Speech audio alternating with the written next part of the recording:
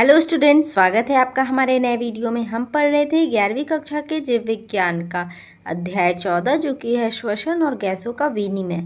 Okay, हमने इसका 6 lectures complete कर लिया है। आज है हमारा इसका 7th पार्ट यानी कि भाग 7। तो चलिए आज की क्लास को शुरू करते हैं। सबसे पहले आता है प्रस्तुति, यानी कि जो आज का हमारा वीडियो लेक्चर है उस लेक्चर में हम इस अध्याय का कौन सा पोर्शन कवर करेंगे। तो आज का हमारा टॉपिक रहेगा डायफ्राम की भूमिका, फिर हम देखेंगे बाह्य अंतरपर्शक पेशियाँ, देन आंतरिक अंतरापर्शक पेशियाँ, एंड देन समन्वित एवं सहायक कार्य क्या होता है। ठीक है, डायफ्राम का बेसिकली हम लोग जानेंगे। अब आते हैं डायफ्राम की भूमिका क्या है। ठीक है, सबसे पहले संरचना देखिए कि किस प्रकार का होता है। ठीक है, उसका संरचना क्या है मैंने पॉइंट्स में दिया हुआ है, आप वो मेंशन कर सकते हो। ठीक है, मैं यहाँ पे आपको एक्सप्लेन भी कर देती हूँ, समझा भी देती हूँ। डायफ्राम जो होता है वो केवल एक साधारण झिल्ली नहीं है, बल्कि यह एक अत्यंत संगठित और शक्तिशाली मांसपेशीय संरचना होती है जो कि श्वसन तंत्र के मुख्य चालक यानी कि प्राइमरी ड्राइवर की तरह काम करती है। इसका जो डोम शेप्ड आकार होता है ना, इसे विशेष बनाता है क्योंकि यह आकार इसे ऊपर नीचे आसानी से गतिशील होने में मदद करता है।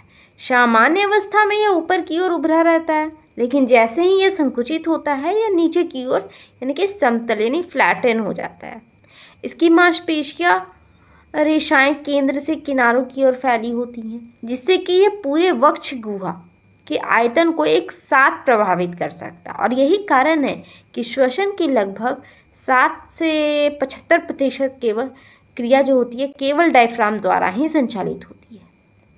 जैसे कि कोई मजबूत रबर की चादर हो जिसे ऊपर नीचे खींचने पर पूरे स्थान का आकार बदल दिया जाता है ना, ये बिल्कुल उसी तरह से होता है। नेक्स्ट आते हैं स्थिति। देखिए, डायफ्राम की स्थिति बहुत ही रणनीतिक है। ठीक है, स्ट्रैटेजिक होती है। इसका जो डायफ्राम की स्थिति है वो जहाँ पर होता है बहुत ही स्ट्रैटेजिकली ऐसा सोच कर, ठीक है, वहाँ पर यह है कि उसका फंक्शन अच्छे से हो सके। यह कहाँ होती है? वक्ष गुहा जहाँ फेफड़े और हृदय होते हैं, और उदर गुहा जहाँ पर पेट, यकृत, आंतें ये सभी होते हैं। तो इनके बीच एक विभाजन बनाता है, पार्टीशन बनाता है। ठीक है, लेकिन यह केवल एक दीवार की तरह स्थिर नहीं रहता। ऑफ कोर्स ये पार्टीशन बनाता है, लेकिन ये एक दीवार की तरह स्थिर नहीं रहता है, बल्कि ये एक डायनेमिक पार्टीशन है जो कि लगातार हिलता डुलता रहता है। जब ये नीचे जाता है तो पेट के अंग थोड़े दबते हैं और बाहर की ओर उभरते हैं, इसलिए गहरी सांस लेने पर पेट थोड़ा बाहर आता है। इसे ऐसे समझ सकते हैं जैसे कि किसी पानी से भरे गुब्बारे को नीचे से दबाएं तो ऊपर का भाग फैलता है और किनारे की बाहर की ओर जाते हैं, है ना, किनारे जो होते हैं बाहर की ओर जाते हैं। ठीक वैसे ही डायफ्राम की गति भी पूरे शरीर में दिखाई देती है। नेक्स्ट आते हैं अंतःश्वसन में कार्य क्या होती है। देखिए, जब हम सांस अंदर लेते हैं तो डायफ्राम सक्रिय रूप से संकुचित यानी कि कॉन्ट्रैक्ट होता है और नीचे की ओर खींचता है।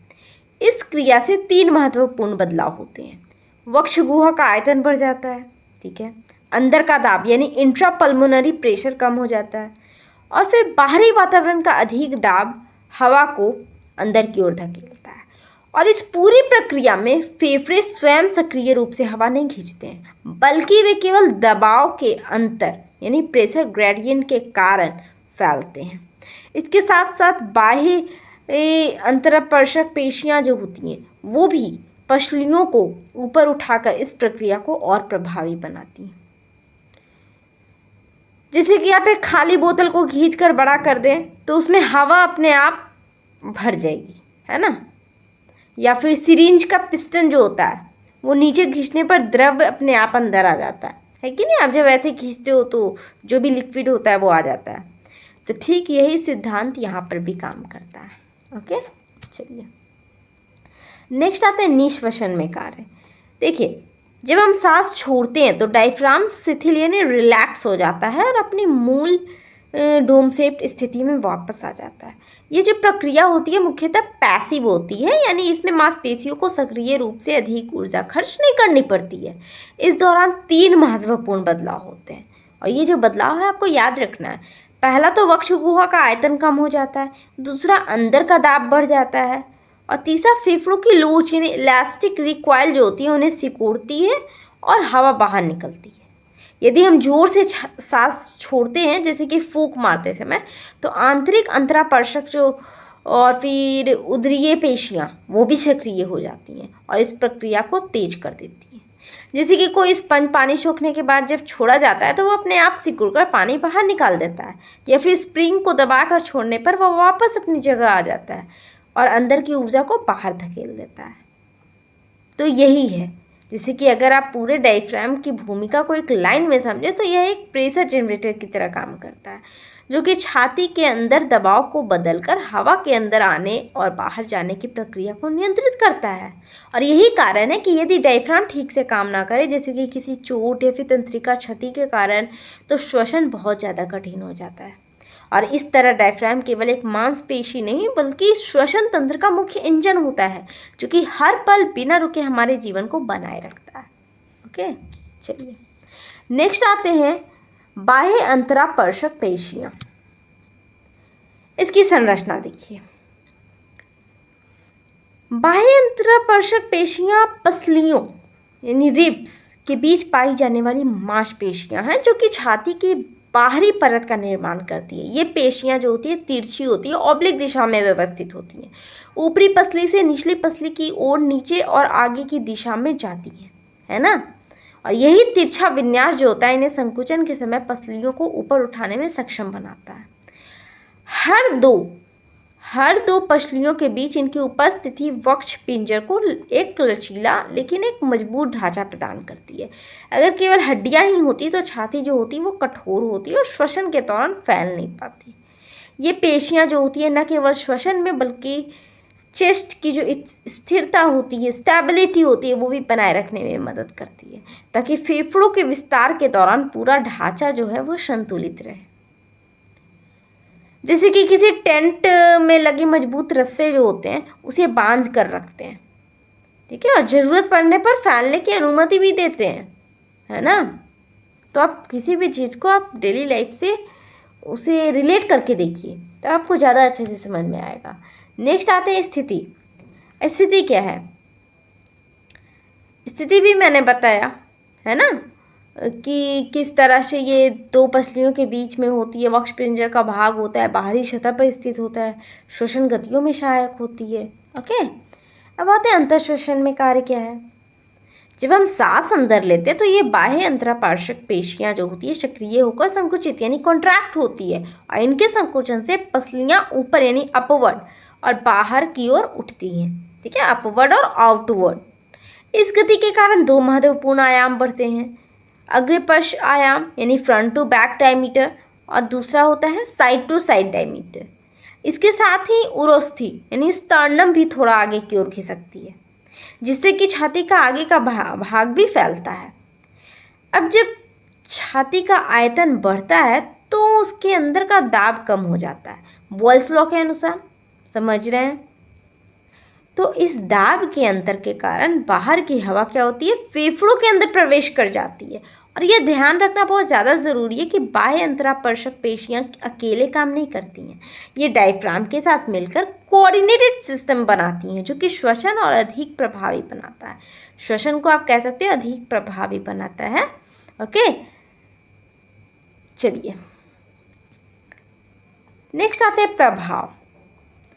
इन पेशियों के कार्य का समग्र प्रभाव यह होता है कि छाती का आकार हर दिशा में बढ़ जाता है, जिससे कि फेफड़ों को फैलने के लिए अधिक स्थान मिलता है। परिणाम स्वरूप क्या होता है, अधिक मात्रा में वायु अंदर जाती है और ऑक्सीजन का ग्रहण बढ़ जाता है, ठीक है। यह प्रभाव विशेष रूप से उन परिस्थितियों में अधिक स्पष्ट होता है जब शरीर को ज़्यादा ऑक्सीजन की आवश्यकता होती है, जैसे कि हो गया दौड़ना, सीढ़ियाँ चढ़ना या फिर कोई भारी काम करना। उस समय ये पेशियां अधिक सक्रिय होकर तेजी से और गहराई से श्वसन कराने में मदद करती हैं। साथ ही ये पेशियां जो होती है श्वसन को स्मूथ और रिदमिक बनाए रखने में भी योगदान देती है, ताकि हर श्वास एक समान और संतुलित हो। ओके, चलिए अब आते हैं आंतरिक अंतरापार्श्विक पेशियां। सबसे पहले संरचना। आंतरिक अंतरापार्श्विक जो पेशियाँ होती है बाह्य अंतरापर्शक पेशियों के ठीक नीचे स्थित होती हैं और पसलियों के बीच की आंतरिक परत बनाती हैं। ये अपेक्षाकृत पतली होती हैं, लेकिन इनका जो विन्यास होता है, ओरिएंटेशन होता है, बाह्य पेशियों के विपरीत दिशा में होता है। यानी इनके मांसपेशियाँ जो होती हैं वो मांसपेशी रेशे जो होते हैं, मसल फाइबर्स, ऊपर से नीचे की ओर पीछे की दिशा में तिरछे फैले होते हैं।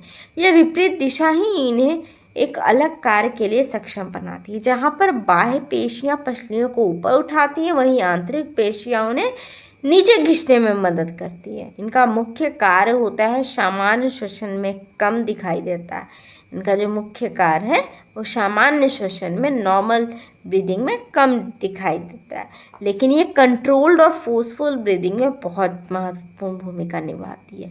साथ ही ये जो वक्ष पिंजर को अंदर से सहारा देकर उसकी स्थिरता, स्टेबिलिटी बनाए रखती है, ताकि श्वसन के दौरान छाती का ढांचा संतुलित रहे। ओके, अब नेक्स्ट आते हैं हम लोग।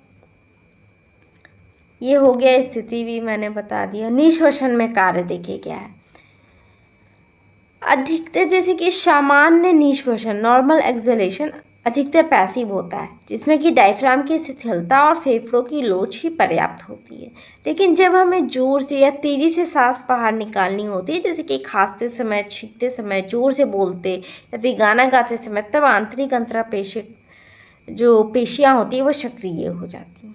इनके संकुचन से क्या होता है, पसलियाँ नीचे यानी डाउनवर्ड और अंदर इनवर्ड की ओर खिंचती है और स्टर्नम भी पीछे की ओर आ जाती है। इससे वक्ष गुहा का आयतन तेजी से कम हो जाता है, और जैसे ही आयतन घटता है अंदर का दाब बढ़ जाता है, और यही बढ़ा हुआ दाब क्या करता है, फेफड़ों की हवा को तेजी से बाहर धकेल देता है। और इस पूरी प्रक्रिया में ये पेशियाँ एक्टिव एक्सहेलेशन को संभव बनाती है, यानी कि जब शरीर को जल्दी और अधिक मात्रा में कार्बन डाइऑक्साइड बाहर निकालनी होती है तब। ठीक है, चलिए नेक्स्ट आते हैं प्रभाव क्या है। देखिए, इन पेशियों के कार्य का समग्र प्रभाव यह होता है कि फेफड़े अधिक प्रभावी रूप से सिकुड़ते हैं, जिससे कि अधिक मात्रा में वायु बाहर निकलती है। इससे शरीर में कार्बन डाइऑक्साइड का स्तर नियंत्रित रहता है और अगली श्वास के लिए फेफड़े तैयार हो जाते हैं। इसके अलावा आप कह सकते हैं कि ये पेशियाँ श्वसन की गहराई और नियंत्रण को भी प्रभावित करती है, यानी हम कितनी तेजी और कितनी ताकत से सांस छोड़ते हैं, ये काफ़ी हद तक इन पर निर्भर करता है। यह विशेष रूप से उन स्थितियों में महत्वपूर्ण होता है जहाँ श्वसन को अधिक नियंत्रित और शक्तिशाली बनाना होता है, जैसे कि हो गया व्यायाम, दौड़ या फिर तेज शारीरिक गतिविधियाँ। ठीक है, नेक्स्ट आता है समन्वित एवं सहायक कार्य। देखिए, डायफ्राम और बाह्य पेशियाँ का क्या है। अंतःश्वसन के दौरान डायफ्राम और बाह्य अंतरपेशीय जो पेशियाँ होती हैं मिलकर कार्य करती हैं। डायफ्राम नीचे जाता है और पसलियाँ ऊपर उठती हैं, जिससे कि वक्ष गुहा का आयतन काफ़ी बढ़ जाता है। इससे अंदर का दाब कम हो जाता है और हवा तेजी से फेफड़ों में प्रवेश करती है। यह एक तरह से कोऑर्डिनेटेड सिस्टम होता है, जहाँ दोनों मिलकर अधिक प्रभावी श्वसन सुनिश्चित करते हैं, है ना। चलिए, ये तो बाह्य पेशियों के साथ हो गया डायफ्राम का। अब आंतरिक पेशियों के साथ देखिए डायफ्राम का क्या होता है। निश्वसन के दौरान डायफ्राम ऊपर उठता है और आंतरिक पेशियाँ पसलियों को नीचे लाती है। इससे क्या होता है, छाती का आयतन घटता है और दाब बढ़ता है ना, जिससे कि हवा बाहर निकलती है, और यह खास तौर पर गहरी या तेज सांस छोड़ने में महत्वपूर्ण होता है। ये भी हो गया। अब नेक्स्ट आता है अतिरिक्त उदरीय पेशियाँ। जब शरीर को बहुत अधिक ऊर्जा या फिर ऑक्सीजन की आप कह सकते हो कि आवश्यकता होती है, जैसे कि दौड़ते समय या भारी व्यायाम के दौरान, तो उदरीय यानी एब्डोमिनल पेशियाँ भी सक्रिय हो जाती हैं। ये निश्वसन को और अधिक शक्तिशाली बनाती हैं और फेफड़ों को अधिक खाली करने में मदद करती हैं। इसे ऐसे आप समझ सकते हैं जैसे कि किसी काम में ज़्यादा लोगों की मदद लेने पर काम जल्दी और बेहतर हो जाता है ना। अब देखिए, समन्वित नियंत्रण किस प्रकार से होता है। इन सभी पेशियों का कार्य पूरी तरह समन्वित होता है, कोऑर्डिनेटेड होता है। ये मिलकर वक्ष गुहा में दाब का अंतर करती हैं। ठीक है, आप कह सकते हो कि प्रेशर ग्रेडियंट उत्पन्न करती हैं, जो कि श्वसन का मूल आधार होता है। यानी श्वसन केवल एक मांसपेशी का कार्य नहीं है, बल्कि यह एक टीम वर्क है जहाँ सभी पेशियाँ मिलकर शरीर को ऑक्सीजन प्रदान करती हैं और कार्बन डाइऑक्साइड को बाहर निकालती हैं।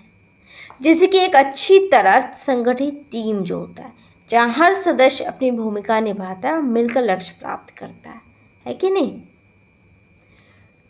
तो ये भी बिल्कुल उसी तरह से है, यानी कि बिल्कुल समन्वित नियंत्रण रहता है इसका, कोऑर्डिनेटेड। ठीक है, अब आते हैं संक्षेपण, यानी कि आज की क्लास में हमने क्या क्या पढ़ा। आज हमने देखा डायफ्राम की भूमिका, देन बाह्य अंतरपर्शक पेशियाँ, देन आंतरिक अंतरापर्शक पेशियाँ, और फिर हमने लास्ट में समन्वित एवं सहायक कार्य के बारे में जाना। ठीक है, तो फिर मिलते हैं हम लोग अगले वीडियो में। आज के लिए इतना ही, धन्यवाद।